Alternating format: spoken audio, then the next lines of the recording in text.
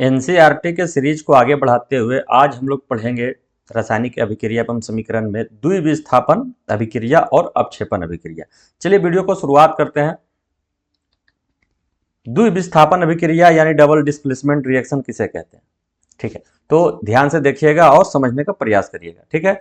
तो परिभाषा इसका देख लीजिए कि जिस रासायनिक अभिक्रिया में दो यौगिकों के आयन आपस में अपना स्थान बदलते हैं और नए यौगिक बनाते हैं उसे हम द्विविस्थापन अभिक्रिया कहते हैं, ठीक है। आप नहीं समझे, देखिए क्या होता है कि आप यहां समझिए, ए बी कोई यौगिक है और सी डी कोई यौगिक है, दोनों आपस में का आयन बदलते हैं और ए डी और सी बी नहीं बनाते हैं। इससे भी आपको समझ में नहीं आएगा, समझ में आपको ये आएगा कि जहां पहला नंबर कि आपको ए होना चाहिए पॉजिटिव आयन, ठीक है, और सी भी इसमें होना चाहिए पॉजिटिव आयन। क्या होना चाहिए? Positive ion. और बी नेगेटिव आयन होना चाहिए और डी नेगेटिव आयन हो, तब ये अभिक्रिया चालू होगा, अन्यथा नहीं होगा, ठीक है। तो इसमें होता क्या है कि जहां ए और सी क्या है, एक पॉजिटिव आयन है और बी और डी एक नेगेटिव आयन है, तब जाकर ये अभिक्रिया होता है। चलिए आगे हम एग्जांपल से आपको समझाते हैं, बहुत अच्छा से समझ में आ जाएगा, ठीक है। देखिए उदाहरण आप देख लीजिए, उदाहरण में आप देख लीजिए कि सोडियम सल्फेट है Na2SO4 और बेरियम क्या है, बेरियम क्लोराइड है, ठीक है। इसमें देखिएगा अभी ये क्या है, एक दोनों अभिकारक है, इसमें हम ये सिर्फ अभिकारक और उत्पाद दिए हैं, आप इसको समझ लीजिए एक बार। दोनों अभिकारक, ये दोनों अभिकारक रहा और ये दोनों उत्पाद रहा, ठीक है। अगले एग्जाम्पल, अगले इसी को हम डिफेंड बढ़िया से अच्छा से कर रहे हैं, ठीक है। देखिएगा ध्यान से, आयनों का आदान प्रदान कैसे होता है इस पर आपको क्लियर हो जाएगा यहाँ, ठीक है। आयनों का आदान प्रदान जो है, सोडियम सल्फेट है एक तरफ है बेरियम क्लोराइड, ठीक है। देखिएगा ध्यान से कि सोडियम जो है प्लस आयन है, क्या है, सोडियम क्या है, एक प्लस आयन प्रदान करता है, ठीक है। और दूसरी ओर इसका जो ये ए था, ठीक है, जब हम शुरू में क्या पढ़े थे, A B plus C D equal to A C plus B D, ऐसे पढ़े थे, यही था ना इसका रूल। तो इसमें देखिएगा ध्यान से, सोडियम क्या है, प्लस है, और ये SO4 क्या है, नेगेटिव आयन है, ठीक है। सोडियम ये सल्फेट आयन जो है नेगेटिव है, सल्फेट आयन जो क्या है नेगेटिव है। तो ये क्या करेगा, ये पॉजिटिव जो है इसका नेगेटिव से करेगा, ठीक है, पॉजिटिव जो है इसका नेगेटिव से करेगा, और ये पॉजिटिव है तो इसका इससे ये करेगा आयन का आदान प्रदान। बात समझे कि नहीं? क्योंकि यहाँ भी देखिएगा कि बेरियम आयन जो है पॉजिटिव है और क्लोरीन का आयन जो है नेगेटिव है। ये कहाँ मिलेगा? ये एनसीईआरटी में मिलेगा, ठीक है, लिखा हुआ है कि कौन कौन सा आयन पॉजिटिव है, कौन सा आयन नेगेटिव है, ताकि आपको समझ में आ जाएगा। और भी है कि जो आप पढ़े होंगे कि जिसके कक्षा में इलेक्ट्रॉनिक विन्यास करिएगा, जिसके कक्षा में 1 2 3 तक रहता है तो वो पॉजिटिव रहता है, उसके बाद जो है उसके ऊपर जो रहता है तो वो नेगेटिव आयन रहता है, ठीक है।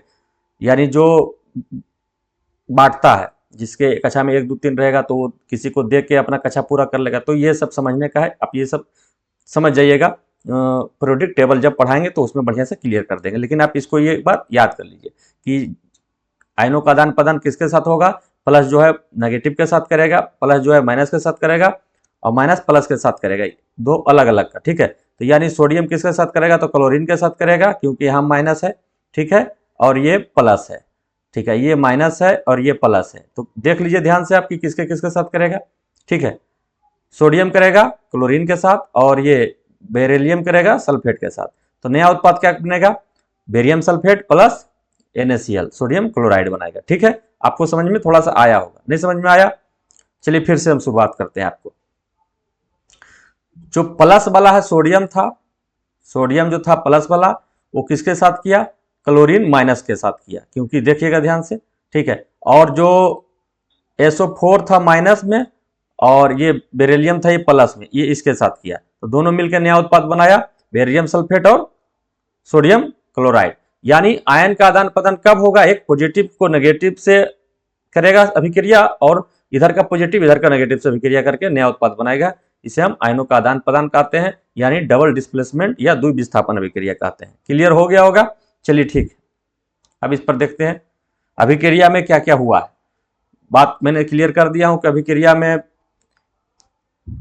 ये Ba पॉजिटिव है, SO4 नेगेटिव के साथ मिलकर BaSO4 बनाया, बेरियम सल्फेट बनाया, या एक देखिएगा ये एक अवक्षेप भी है, क्या है ये, एक अपक्षेप भी है जो कि व्हाइट रंग का है, हालांकि आगे वाला वीडियो में मैं बताऊंगा। और यही सोडियम पॉजिटिव है और क्लोरीन नेगेटिव के साथ अभिक्रिया करके NaCl बनाता है। इस प्रकार आयन का स्थान परिवर्तन होता है। ठीक है, चलिए यहां तक आपको समझ में आ गया होगा। अगला है अपक्षेपण अभिक्रिया। अपक्षेपण अभिक्रिया किसे कहते हैं? जब 2 विलयन को की अभिक्रिया में कोई अघुलनशील ठोस, कैसा ठोस? अघुलनशील, मतलब जो जल में ना घुले, अघुलनशील ठोस पदार्थ का निर्माण होता है, इनसोलेबल सॉलिड बनता है, तो उसे हम अपक्षेपण अभिक्रिया कहते हैं। इस ठोस को अपक्षेप, जो ठोस बनता है उसको अपक्षेप कहते हैं। ठीक है, हालांकि जो हमने एग्जाम्पल अभी पढ़े हैं और एनसीईआरटी में जो दिया हुआ है यही एग्जाम्पल दिया हुआ है इसमें भी। ठीक है, जो Na2SO4 यानी सोडियम सल्फेट का ये जलीय भाग है, ये लिक्विड है, और बेरिलियम क्लोराइड का लिक्विड जब अभिक्रिया करता है तो सोडियम सल्फेट का ठोस सॉलिड भाग, देखिएगा ये ठोस, जो कि और एक NaCl का लिक्विड भाग का निर्माण बनता है। यानी जो बेरियम सल्फेट है एक सफेद रंग का अघुलनशील पदार्थ है, इसलिए बेरियम सल्फेट क्या है? एक तरह का अपक्षेप है। यह अभिक्रिया हम अपक्षेप अभिक्रिया कहेंगे। यानी जिस अभिक्रिया में होगा उसके बाद एक अघुलनशील ठोस का निर्माण अगर हो जाता है तो ऐसे अभिक्रिया क्या कहलाता है? वैसे अभिक्रिया कहलाता है अपक्षेपण अभिक्रिया। इसका एग्जाम्पल एक्टिविटीज 1 आप देखिएगा जाके, जब एक लेड का था, क्या था उसमें, एक एग्जाम्पल था, याद ठीक से नहीं आ रहा, लेकिन आकर देख लीजिएगा। एक्टिविटीज 1.2 में जो था ना उसका चर्चा किया हुआ, उसमें भी एक पीले रंग का अपक्षेप बन रहा था, उसका एग्जाम्पल याद नहीं आ रहा, उसको आप देखिएगा तो वहां से भी क्लियर हो जाएगा। वो भी एक क्या है? वो एक अपक्षेपण अभिक्रिया है। ठीक है, इस अभिक्रिया के मुख्य बिंदु क्या है? द्विविस्थापन अभिक्रिया। इसमें आयनों का आदान प्रदान होता है, इसमें अपक्षेप BaSO4 बनता है और बेरियम सल्फेट पानी में अघुलनशील होता है, NaCl पानी में घुलनशील होता है। ठीक है, इस तरह से आपको याद करना है। ठीक है, तो इस तरह से आपका क्लियर हो गया है कौन सा अभिक्रिया?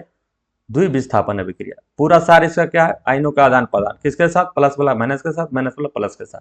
तो इस तरह से आयनों का आदान प्रदान से क्या बनता है? द्विविस्थापन अभिक्रिया बनता है। और इस अभिक्रिया में जो अपक्षेप का निर्माण होता है, यानी जो ठोस अघुलनशील पदार्थ का निर्माण होता है, उसे हम क्या कहते हैं? उसे हम कहते हैं अपक्षेप। यानी वो अगर एक ही अभिक्रिया में दोनों चीज देखने को मिल जाए तो अपक्षेपण अभिक्रिया भी कहलाएगा। ठीक है, तो इस तरह से ये वीडियो आपका समाप्त हुआ। अगर वीडियो अच्छा लगा तो एक बार वीडियो को लाइक जरूर करिएगा। धन्यवाद।